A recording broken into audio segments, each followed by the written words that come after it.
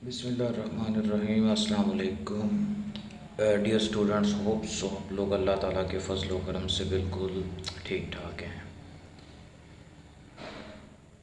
तो स्टूडेंट्स, आज हम अपना नेक्स्ट चैप्टर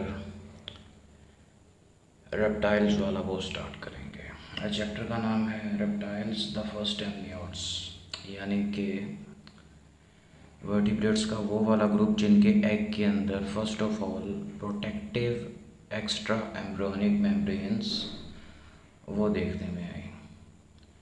तो ये मेम्ब्रेन्स तीन तरह की होती हैं, एम्नियन, कोरियन, एलेंटोइस। तो हम इस चैप्टर में इसकी डिटेल भी पढ़ेंगे और हमेशा की तरह चैप्टर स्टार्ट करने से पहले चैप्टर की क्लासिफिकेशन और इसका ओवरव्यू, ताकि आप लोगों को ये क्लियर रहे कि आप जिन जानवरों के बारे में नेक्स्ट पढ़ रहे हैं और जिनकी बात हो रही है वो एक्चुअल में होते कैसे हैं। इससे पहले आप लोग, बहुत सारे आप में से बच्चे एम्फीबियंस पे और ज़्यादा बच्चों के जो टॉपिक रेप्टाइल और बर्ड्स के ऊपर थे, इनके ऊपर असाइनमेंट्स बना के सबमिट करवा चुके हैं।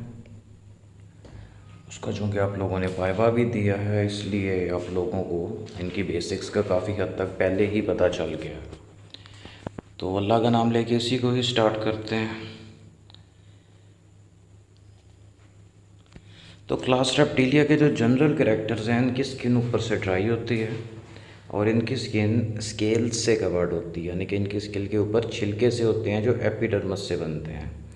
In other words we can say that scales are the derivatives of epidermis.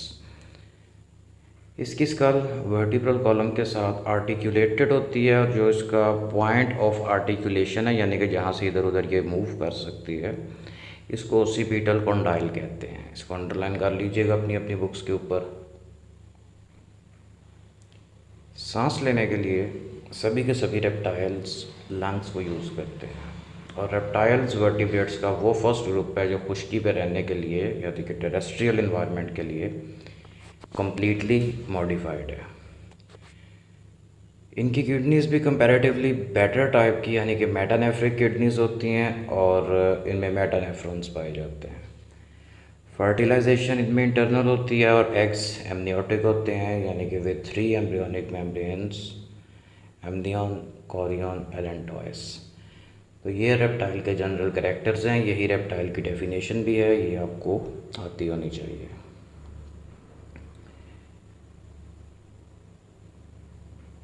अब क्लास रेप्टिलिया की फ़र्स्ट क्लास है एनेप्सिडा।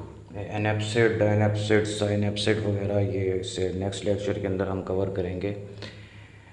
आसान लफ्ज़ों में आप ये समझें कि इनकी जो स्कल यानी कि खोपड़ी होती है, उसमें कनपट्टी वाले रीजन के ऊपर जो छोटे छोटे सुराख होते हैं, सुराख वहाँ पे एक है, दो है या सिरे से कोई भी नहीं है, इसकी बेस पे इनको सब क्लासेस में डिवाइड किया जाता है। तो इसका फर्स्ट ऑर्डर है ऑर्डर टेस्टोडाइन्स या फिर ऑर्डर किलोनिया। तो इस ऑर्डर के जो जनरल कैरेक्टर हैं, इनके एडल्ट्स के अंदर दांत नहीं होते, दांतों की बजाय एक बड़ी सख्त किस्म की चोंच होती है या चोंच की तरह का स्ट्रक्चर होता है।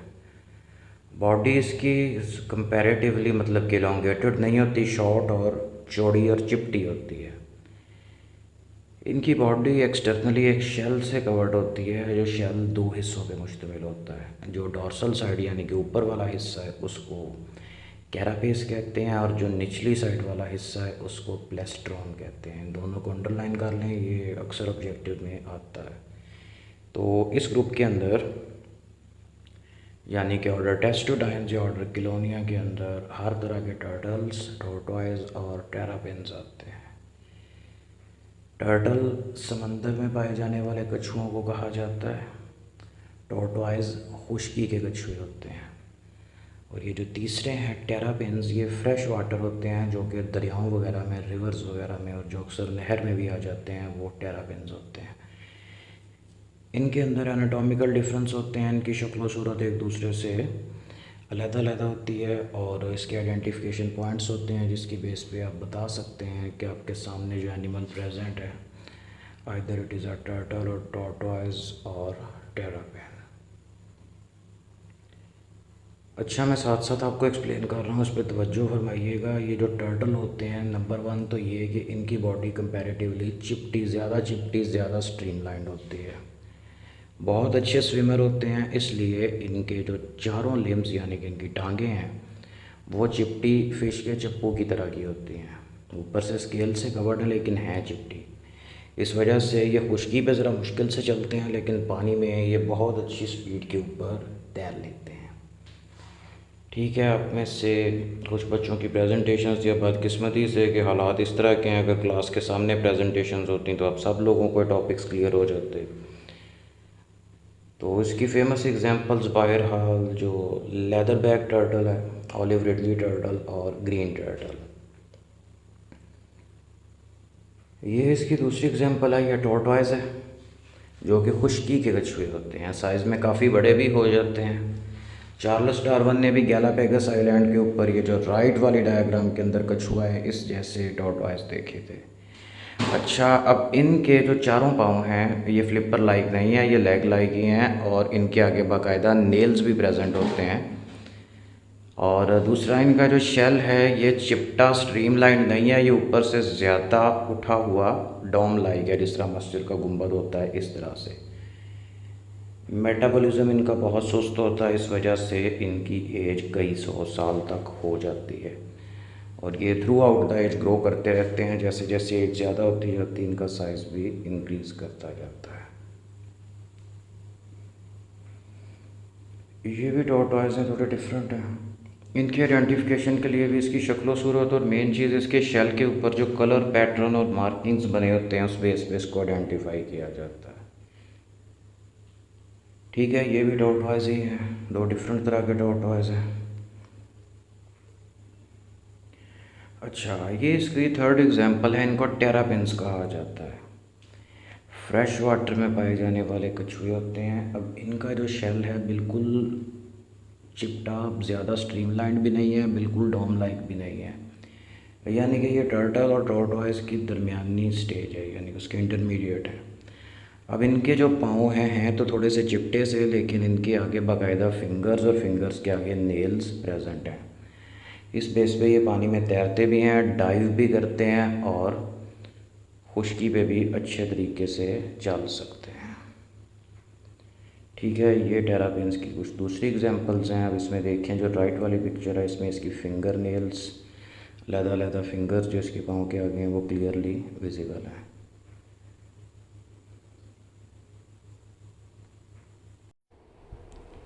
नेक्स्ट बेटे इसकी दूसरी सब क्लास है जिसको सब क्लास डायएप्सिका कहा जाता है। डाई का मतलब दो, एप्सिड इसमें स्कल में टेम्पोरल ओपनिंग्स की बात हो रही है, यानी कि इनकी स्कल में कान पट्टी वाले हिस्से के ऊपर दो ओपनिंग्स होती हैं। तो इस सब क्लास के अंदर जो ऑर्डर आता है इसको कहते हैं ऑर्डर स्क्वैमेटा। इसका सब ऑर्डर है सॉरिया या लेसरटीला। इस ऑर्डर के अंदर एल से लेसरटीला, एल से ही लिजर्ड बनता है। तो इसके अंदर हर किस्म के लिजर्ड यानी कि छोटे बड़े साइज़ की सभी छिपकलियाँ होती हैं। तो क्लासिकल या नोटेबल एग्जांपल्स के अंदर ऑल टाइप ऑफ लिजर्ड्स, इसमें फ्लाइंग लिजर्ड जिसको ड्रैको कहा जाता है, ये बाकायदा परिंदों की तरह तो नहीं उड़ती लेकिन एक दरख्त से दूसरे दरख्त तक ग्लाइड करती है। गिला monster is a poisonous lizard. Chameleon जिसको गिरगिट कहा जाता है, हेलोडर्मा, ये भी पॉइजनस होती है। गिला मॉन्स्टर जिस तरह गो होती है इस तरह की एक काफ़ी बड़े साइज़ की लिजर्ड होती है जिसका साइज़ कई फुट तक चला जाता है। और उसी में ही फिर एक उससे बड़ी टाइप आती है जिसको कोमोडो ड्रैगन कहा जाता है। बेसिकली ड्रैगन नहीं है, एक छिपकली है, लेकिन उसका साइज़ एक बड़े मगरमच्छ जैसा 9-10 फीट तक चला जाता है और वो बंदे को भी खा लेती है, मतलब काफ़ी खौफनाक जानवर है। अच्छा बेटा, ये इसकी फ़र्स्ट एग्जांपल है जिसको फ्लाइंग लिजर्ड या ड्रैको कहा जाता है। अब इसमें आप देखें कि इसके जो एब्डोमिनल रीजन है बॉडी का, मिड पार्ट, ट्रंक रीजन, इसकी दोनों साइड पे ये एक्सटेंशंस हैं जो देखने में विंग्स की तरह के हैं। तो ग्लाइड करते हुए ये इनको फैला लेता है और एक दरख्त से दूसरे दरख्त तक ये इजीली आ जाता है।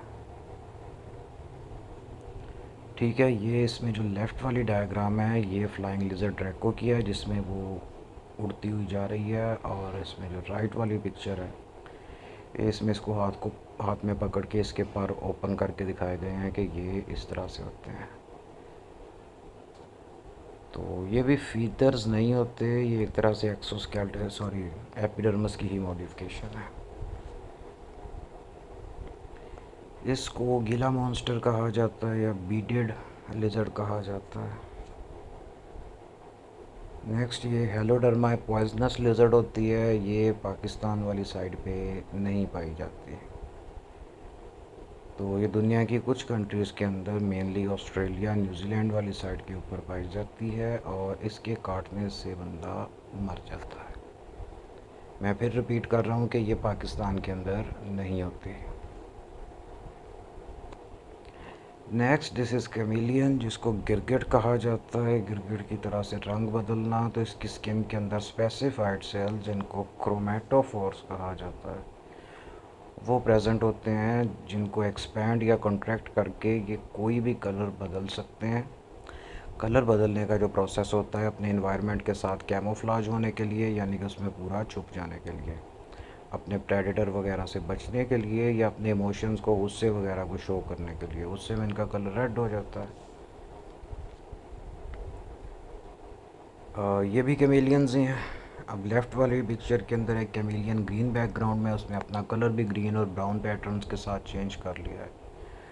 और जो राइट वाली पिक्चर है ये एक कैमेलियन की क्लोज़अप पिक्चर है, जिसके अंदर आप इसकी आई को क्लोजली देख सकते हैं। दूसरा इसकी स्किन का पैटर्न है, जिसमें वेरियस कलर्स नज़र आ रहे हैं जो सारे के सारे चेंजेबल होते हैं। अच्छा, अब जो कैमेलियन की आइज़ होती हैं ये थोड़ी उभरी हुई और अलग-अलग सॉकेट लाइक पोर्शन में लगी होती हैं। एक तो ये अपनी आँखों को 360 डिग्री मूव कर सकते हैं, दूसरा एट अ टाइम अपनी एक आँख से आगे और दूसरी आँख से पीछे देख सकते हैं। हम ऐसे नहीं कर सकते।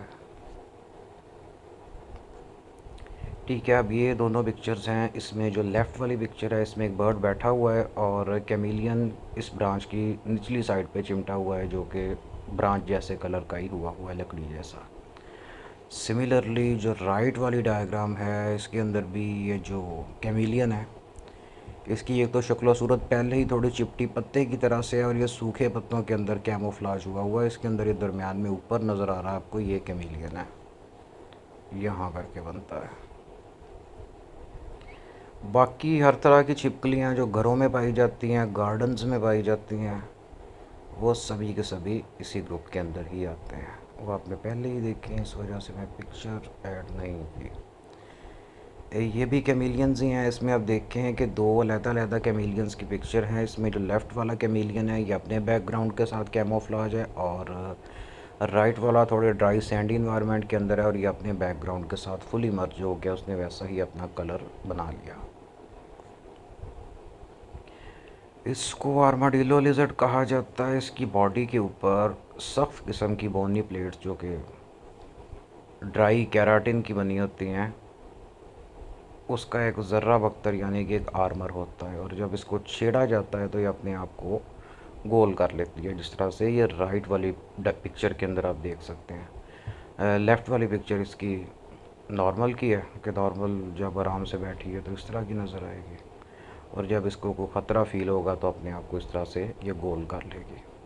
अब चूंकि इसकी बॉडी के ऊपर ये कांटे से होते हैं, इस वजह से इसको स्नेक्स वगैरह या दूसरे प्रेडेटर नहीं खा सकते, फिर वो इसको छोड़ देते हैं।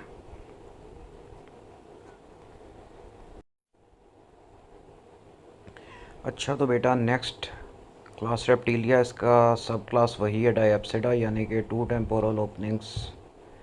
ऑर्डर भी सेम है, स्क्वामेटा। सब ऑर्डर चेंज हुआ है। तो अब ये जो सब ऑर्डर हम पढ़ने लगे हैं इसको सरपेंटिस या ओफीडिया कहा जाता है।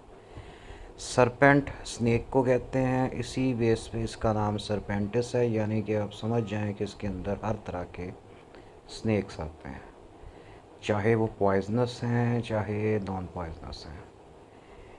एक चीज़ जो मैं आपको ड्यूरिंग वाइवा भी बताई थी, दोबारा सुनिए कि सांपों की 3400 स्पीशीज़ हैं, 3400।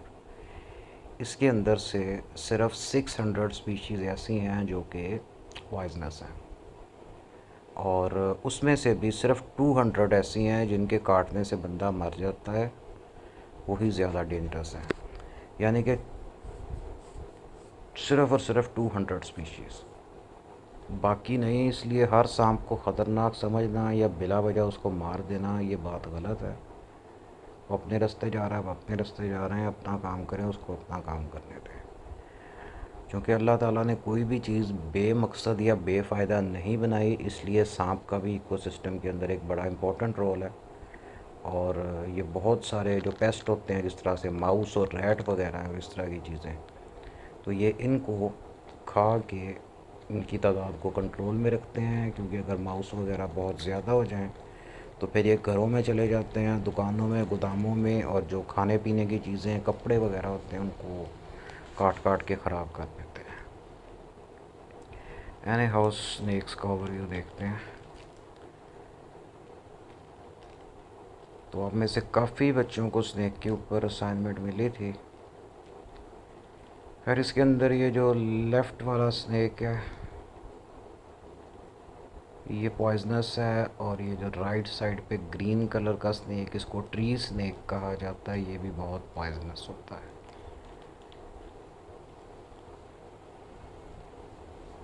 ठीक हो गया। जो राइट साइड पे ज़्यादा कलरफुल सा स्नेक नज़र आ रहा है, स्नेक्स का एक बहुत बड़ा ग्रुप है, उसको गार्टर कहा जाता है, GARTER। ये उससे बिलोंग करता है। अगेन लेफ़्ट पे ट्री स्नेक है, और राइट के ऊपर एक बड़े साइज़ का नॉन पॉइजनस स्नेक है जिसको पाइथन कहा जाता है।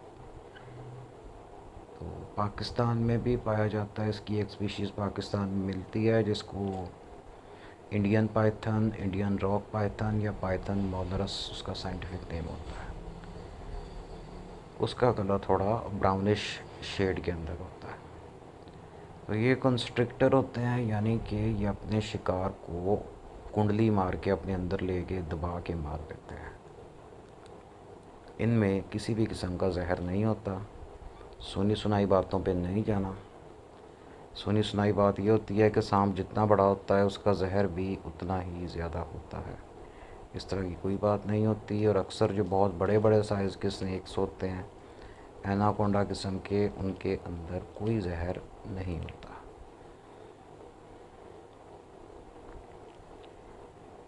ठीक है, अब इसमें जो राइट साइड वाली पिक्चर है ये स्नेक का एंडोस्केल्टन है, जिसके अंदर आप इसका एक लंबा वर्टिब्रल कॉलम और उसके साथ इसकी ये जो पतली पतली बोन्स हैं ये इसकी पसलियाँ हैं। एक और चीज़ लेफ़्ट साइड पे देखें, जहाँ पे सांप का माउथ है, सांप का जो नीचे वाला लोअर जॉ, निचला जबड़ा होता है, ये 2 पीस में होता है। यानी कि ये दरमियान से अनजॉइंड होता है। इसी वजह से सांप का मुंह बड़ी वसी हद तक खुल सकता है, और सांप अपनी बॉडी के डायामीटर से बड़े डायामीटर की चीज़ को भी खा जाते हैं। यानी कि स्नेक्स अपने से काफ़ी बड़े जानवर को या जानवरों के अंडे वगैरह साबुत खा जाते हैं। क्योंकि रेप्टाइल्स के अंदर भी जो दांत होते हैं ये कॉनिकल शेप के होते हैं, ये किसी चीज़ को चबा नहीं सकते, ना काट सकते हैं, उसके पीस नहीं कर सकते। इसलिए मोस्टली रेप्टाइल्स अपने शिकार को साबुत ही निकल जाते हैं। वो जो क्रोकोडाइल्स वगैरह होते हैं, या तो ये भी शिकार को साबुत निकलते हैं। अगर ये ग्रुप की फार्म में शिकार कर रहे हैं तो ये सारे मिलके वो जिस जानवर को शिकार किया उसको अपोजिट डायरेक्शन से पकड़ के खींचते हैं, जिससे उसके छोटे पीस हो जाते हैं, फिर ये उसको खा लेते हैं। अच्छा, अब ये जो लेफ़्ट वाली पिक्चर है इसमें काफ़ी तरह के स्नेक्स दिखाए गए हैं। मैं आपको थोड़ा सा ओवरव्यू इनका दे देता हूँ। First of all top left के ऊपर मेडागास्कर बोआ। तो बोआ स्नेक्स जितने भी होते हैं ये सारे के सारे नॉन पॉइजनस होते हैं। जिस स्नेक के साथ बोआ आए वो नॉन पॉइजनस है। उससे नीचे एक बड़ा colourful red yellow black colour का स्नेक है जिसको वेस्टर्न कोरल स्नेक कहा जाता है। तो वो कोरल स्नेक इंतहाई ख़तरनाक और बहुत जहरीला होता है। उससे नीचे जो स्नेक है ये थोड़ा ब्लैक एंड वाइट से पैटर्न्स के अंदर, इसको गैबून वाइपर कहा जाता है। वाइपर स्नेक जितने भी होते हैं, जितनों के नाम के साथ भी वाइपर आता है, सब के सब इंतहाई ख़तरनाक और जहरीले होते हैं। गैबून वाइपर से एक नंबर आगे नीचे लिखा है ब्लड पाइथन। तो जो ब्लड पाइथन होता है, जैसा कि हमने प्रीवियस स्लाइड पे डिस्कस किया था, जो पाइथन जितने भी होते हैं ये नॉन पॉइजनस होते हैं। हाँ, साइज़ में ये काफ़ी बड़े होते हैं, 10-12 फीट तक एवरेज होते हैं, इससे बड़े भी हो जाते हैं। तो ये शिकार को पकड़ के उसके इर्द गिर्द अपनी बॉडी को कॉयल कर लेते हैं और उसका सांस रोक के उसकी पसलियाँ तोड़ के मार देते हैं। चूँकि इनकी ग्रिप बहुत मज़बूत होती है, इसलिए इनसे बचना काफ़ी मुश्किल होता है। तो सर्कस वगैरह में जो बड़े बड़े स्नेक होते हैं, या मूवीज़ वगैरह में जो लोगों ने गले में डाले होते हैं, वो ये ब्लड पाइथन टाइप ही होते हैं सारे। नेक्स्ट इसके अंदर जो आता है ये ग्वाटेमालन पाम वाइपर है, क्योंकि दरख्तों पे रहता है इस वजह से इसका कलर भी ग्रीन है और ये पॉइजनस होता है। ब्लड पाइथन से बिल्कुल एक नंबर ऊपर है एनाकोंडा, और ये भी नॉन पॉइजनस है लेकिन साइज़ में काफ़ी बड़ा होता है, इसलिए शिकार को कस के मार देता है। अच्छा, तो एनाकोंडा से एक नंबर ऊपर है जिसको बेसिलिस्क रैटल स्नेक कहा जाता है। रैटल स्नेक जितने भी होते हैं इनकी टेल के एंड पे कुछ ड्राई स्केल्स होते हैं, जिसको ये रैटल यानी कि वो जो बच्चों का झुंझुना होता है उस तरह से बजाते हैं।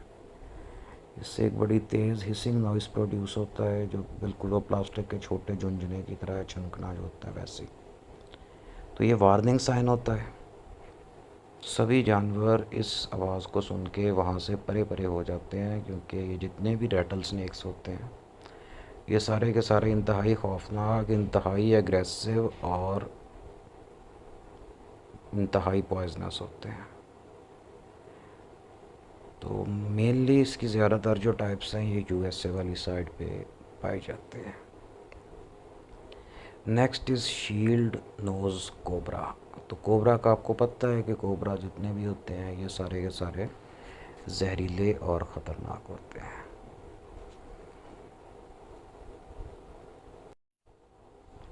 अच्छा, तो बेटे नेक्स्ट सब क्लास वही डायप्सिडा, ऑर्डर भी वही है स्क्वामेटा, सब ऑर्डर चेंज हुआ। इस सब ऑर्डर को कहते हैं एम्फिसबीनिया। एम्फिसबीनिया। और इसके जो मेंबर्स होते हैं इनको कॉमन वर्ड्स के अंदर वर्म लिजर्ड्स कहा जाता है, यानी कि टेक्निकली तो ये लिजर्ड है लेकिन इसकी जो शेप होती है वो वर्म लाइक यानी कि केंचुए जैसी होती है, लेकिन साइज़ में केंचुए से काफ़ी बड़े होते हैं। अच्छा, ये एम्फिसबीनिया, ये वर्म लिजर्ड की दो एग्जांपल्स हैं। आप देखें कि बॉडी केंचुए की तरह से काफ़ी लंबी है, और इसमें जो टांगें आगे ये बहुत छोटी वाली हैं, जो कि सिर्फ़ और सिर्फ बर्रोइंग एक्टिविटी यानी कि सुरंगें वगैरह खोदने के काम आती हैं। इसकी स्किन के ऊपर भी आपको एन्यूलाई यानी कि रिंग लाइक स्ट्रक्चर्स बने नज़र आ रहे हैं, लेकिन मेन डिफरेंस ये है कि रिप्टाइल होने की वजह से इसकी स्किन ऊपर से ड्राई होती है। इस तरह सांप की ड्राई होती है, इसकी स्किन भी ऊपर से रफ़ और ड्राई होती है। और जो केंचुए वगैरह होते हैं उनकी स्किन ऊपर से मॉइस्ट होती है और बहुत बारीक होती है, और वो डेसिकेशन रेजिस्टेंट नहीं होते। केंचुए को धूप में रख देंगे, वो बेचारा चंद मिनट के अंदर डिहाइड्रेशन से सूख जाएगा और ख़त्म हो जाएगा। ठीक है, तो ये वर्म लिजर्ड की ही डिफरेंट एग्जांपल्स हैं। इसमें से जो ये राइट वाली पिक्चर है जिसमें ब्राउन कलर की वर्म लिजर्ड बनी हुई है, ये आपकी जो टेक्स्ट बुक है ये उसमें भी है। एक लेफ़्ट वाली है जिसके अंदर ये जहाँ पे इसने कॉयल किया हुआ है, यहाँ भर के तकरीबन यहाँ पे इसका सर बनता है, यहीं पे इसकी टांगें भी अगली नज़र आ रही हैं और बाकी सारी इसकी इलांगेटेड बॉडी है। अच्छा, क्लास रेप्टिलिया, सब क्लास डायप्सिडा चल रही है। इसका ऑर्डर है रिंकोसेफेलिया या स्फिनोडोंटा। इस पूरे ऑर्डर के अंदर एक ही जीनस है और एक ही स्पीशीज़ है। इसका नाम याद रखना है, इसको स्फिनोडोन पंक्टेटस कहा जाता है। ये इसका साइंटिफिक नेम है, और इसके साथ जो ब्रैकेट के अंदर लिखा हुआ है ट्वाटारा या ट्वाटारा लिजर्ड, ये इसका कॉमन नेम है। तो ये बेटा न्यूजीलैंड का कौमी रेप्टाइल है। जिस तरह से हमारा नेशनल रेप्टाइल जो है वो मार्श क्रोकोडाइल है, जिसको क्रोकोडाइलस पेलेस्ट्रस कहा जाता है। आगे उसकी भी पिक्चर आएगी। और इसी तरह से ये न्यूजीलैंड का नेशनल रेप्टाइल है। ये उनके कॉइन्स पे भी बना होता है, मतलब जो उनके रेगुलर कॉइन्स हैं उन पे बना होता है। पिक्चर मैं आपको सेंड कर देता हूँ।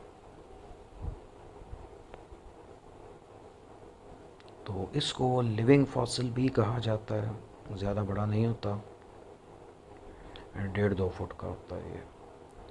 और ये पूरी दुनिया में सिर्फ न्यूजीलैंड में ही पाया जाता है। और लिविंग फॉसिल इसको इसलिए कहा जाता है कि ये डायनासोर्स के टाइम से लेके अब तक सेम ऐसे का ऐसा ही है, और इसके अंदर कोई भी चेंजेस नहीं आए, ना तो शक्ल सूरत में चेंज आया, ना ही इसके साइज़ में चेंज आया। तो इस तरह का लिविंग ऑर्गेनिज्म जो अपने लाखों साल पुराने फॉसिल से सेम मिलता जुलता है, उसी को ही लिविंग फॉसिल कहा जाता है। तो प्लांट्स के अंदर आपने इसकी एग्जांपल पढ़ी थी, जिसको साइकस कहते हैं। साइकस भी इसमें लिविंग फॉसिल कैटेगरी के अंदर ही आता है। ठीक है, तो यही स्फीनोडॉन की मोर पिक्चर्स। नेक्स्ट क्लास रेप्टिलिया की सब क्लास डायप्सिडा ही चल रही है, ऑर्डर क्रोकोडिलिया। ऑर्डर के नाम से ज़ाहिर है इसके अंदर मगरमच्छ आते हैं, यानी कि क्रोकोडाइल्स। तो उर्दू में सबको ही मगरमच्छ कहा जाता है। उर्दू में बेसिकली 2 वर्ड है, एक मगरमच्छ और एक जो बारीक मुंह वाला मगरमच्छ जिसको गैवियल कहते हैं इंग्लिश में, उर्दू में उसको घड़ियाल कहा जाता है। लेकिन एक्चुअल के अंदर जो मगरमच्छ हैं इनकी 23 स्पीशीज़ हैं, और सब के लिए जो नेम्स हैं वो अलग-अलग होते हैं। इसमें से जो ज़्यादा मेजर ग्रुप्स हैं वो यहाँ पे मेंशन्ड हैं, जिसमें क्रोकोडाइल्स आते हैं, एलिगेटर्स आते हैं, गेवियल आते हैं, केमन्स आते हैं, साल्ट वाटर और मार्श क्रोकोडाइल आते हैं। तो इसमें जो टेक्निकल डिफरेंसेस हैं वो हम इस चैप्टर के अंदर आगे जाके पढ़ेंगे कि इसके अंदर शक्ल सूरत का कैसे फ़र्क है, और आपको सामने अगर एक मगरमच्छ है तो आपको कैसे पता चलेगा कि ये क्रोकोडाइल है, ये एलिगेटर है, ये गेवियल है या केमन है।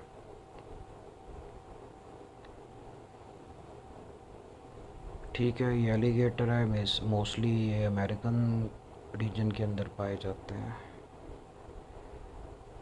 और ये क्रोकोडाइल है, तो ये क्रोकोडाइल जो इसमें लेफ़्ट वाली साइड पे बना हुआ है, जो मिट्टी के ऊपर है, ये साल्ट वाटर क्रोकोडाइल है। और जो राइट साइड पे बना हुआ है, जो ग्रास के ऊपर बैठा हुआ है, ये मार्श क्रोकोडाइल है। ये वही क्रोकोडाइल है जो पाकिस्तान में भी पाया जाता है।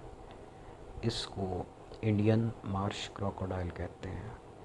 It's scientific name is Crocodylus palustris. तो पाकिस्तान में ये इंडेंजर्ड है, बहुत थोड़ा रह गया है। और ये जो पिक्चर है, ये पिक्चर फैसलाबाद की है, फैसलाबाद गट वाला के अंदर इसका ब्रीडिंग फार्म है। आप में से कुछ बच्चों ने देखा होगा, बाकियों को जब टाइम लगा तो तशरीफ़ ले आएँ और मगरमच्छ ज़रा पास से जाके देखें। तो ये पिक्चर मैंने खुद बनाई थी, और ये मुझे काफ़ी महंगी पड़ती पड़ती बस ना थोड़े से फ़र्क से रह गई थी। तो मगरमच्छ अपने ये बेढंगे और बहुत हैवी जिस्म के बावजूद अच्छी खासी स्पीड पे खुशकी पे दौड़ भी लेता है। तो पानी में बहुत अच्छे स्विमर होते हैं, खुशकी पे बहुत अच्छी स्पीड में दौड़ भी लेते हैं। अच्छा, तो ये वाला जो है इसको गैवियल कहा जाता है। गैवियल को उर्दू में घड़ियाल कहते हैं, यानी कि बारीक मुंह वाला मगरमच्छ। तो पाकिस्तान के अंदर ये पाए जाते थे, लेकिन 1970s के अंदर, 70s के एंड पे 1978 79 के आसपास आके ना ये पाकिस्तान के अंदर बहुत कम रह गए, और उसके बाद फिर ये पाकिस्तान से एक्सटिंक्ट हो गए।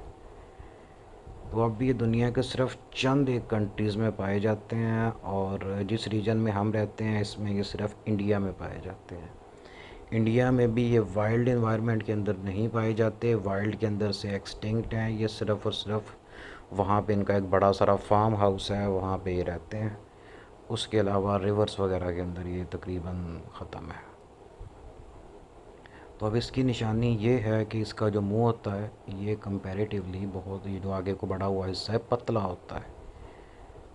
और पतला होने के बावजूद लगता तो फ्रेजाइल सा है, लेकिन ये फिर भी अच्छा खासा, इसकी ग्रिप बहुत स्ट्रॉन्ग होती है। और ये काफ़ी बड़े जानवरों को भी पकड़ के खींच के ले जाता है।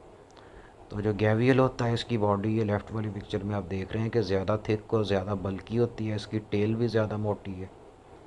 और इसका जो एवरेज साइज़ होता है ये क्रोकोडाइल्स वगैरह के साइज़ से या एलिगेटर के साइज़ से छोटा होता है। इसमें एक चीज़ याद रखनी है आपने कि जो क्रोकोडाइल है और एलिगेटर है ये साइज़ के अंदर ज़्यादा बड़े हो जाते हैं, इनका एवरेज साइज़ वैसे भी ज़्यादा होता है। और अफ्रीकन रीजन के अंदर या अफ्रीकन कंट्रीज़ के अंदर जो कुछ फ्रेश वाटर और साल्ट वाटर क्रोकोडाइल हैं उनके लार्जेस्ट रिकॉर्डेड इंसिडेंट्स 30 फीट तक के भी हैं, यानी कि एक मगरमच्छ जो कि 30 फीट तक लंबा। वैसे 18 से 20 फीट साइज़ के मगरमच्छ अब भी अफ्रीकन रीजन के अंदर काफ़ी सारी बड़ी बड़ी लेक्स के अंदर मिलते हैं। अगर आप में से कोई बच्चा नेशनल ज्योग्राफिक या डिस्कवरी चैनल वगैरह देखता है उसको तो पता होगा पहले से। तो एनी हाउ ये जो गैवियल है ये पाकिस्तान के अंदर से एक्सटिंक्ट हो गया, और इसकी कंजर्वेशन के लिए लोगों को अवेयर करने के लिए गवर्नमेंट ऑफ पाकिस्तान ने काफ़ी कंपेन चलाई थी, और उन्होंने लिमिटेड टाइम के लिए वाइल्ड लाइफ सीरीज़ के नाम से 3 कॉइन्स भी इशू किए थे, जिसके अंदर से फर्स्ट कॉइन था उसकी फ़ेस वैल्यू 100 रुपीज़ थी, चांदी का बना हुआ था। और उसके ऊपर वेस्टर्न हॉर्न ट्रैगोपैन अपने से एक बच्चे का टॉपिक भी था जो कि एक बर्ड है वो बना हुआ था।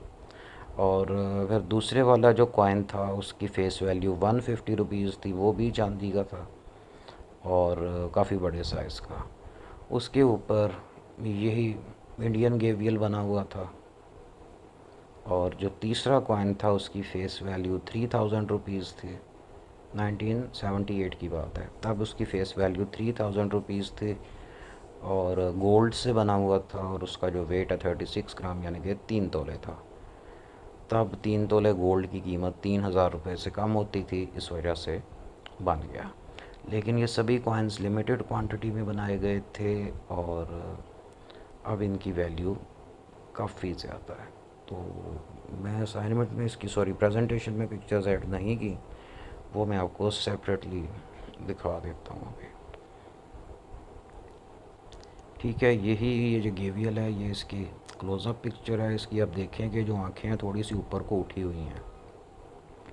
सिमिलरली इसका जो नाक है, यानी कि जहाँ पे इसका स्नाउट, इसकी थूथनी ख़त्म होती है वहाँ पे इसका नाक आता है, वो थोड़ा सा ऊपर को उठा होता है। इसका फ़ायदा इसको ये होता है कि ये पानी के अंदर जब डूबा शिकार का वेट करता है, इसकी आंखें पानी से ऊपर होती हैं ताकि ये अपने शिकार को देख सके। दूसरा, इसका नाक पानी से ऊपर होता है कि ये सांस ले सके, क्योंकि क्रोकोडाइल्स वगैरह पानी के नीचे सांस नहीं ले सकते, इनको भी सांस ऊपर खुश्की पे ही आता है।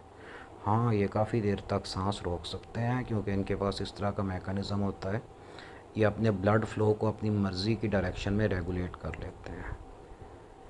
तो जिस टाइम ये पानी के नीचे डूबे होते हैं तो उस वक्त ये अपने ब्लड फ्लो को मेनली अपने ब्रेन वगैरह की तरफ रेगुलेट करते हैं, उधर को डाइवर्ट कर देते हैं। रिप्रोडक्टिव सिस्टम, डाइजेस्टिव सिस्टम और स्केलेटल मसल्स वगैरह से ब्लड सप्लाई कम कर देते हैं, और इन्होंने एक दफ़ा सांस खींच के जितनी ऑक्सीजन ली होती है फिर वो इनको ऑलमोस्ट 25 से 30 मिनट्स तक गुजारा कर जाती है। तो ये बेटा आपका क्लासिफिकेशन वाला टॉपिक कंप्लीट हो गया। इसके अंदर अगर आप लोगों का कोई क्वेश्चन है तो आप मेरे से पूछ सकते हैं। इंशाल्लाह सुबह हम इसका बाकायदा आगाज़ करेंगे और थ्योरी से पढ़ना शुरू करेंगे। Thank you very much dear students and अल्लाह हाफिज़।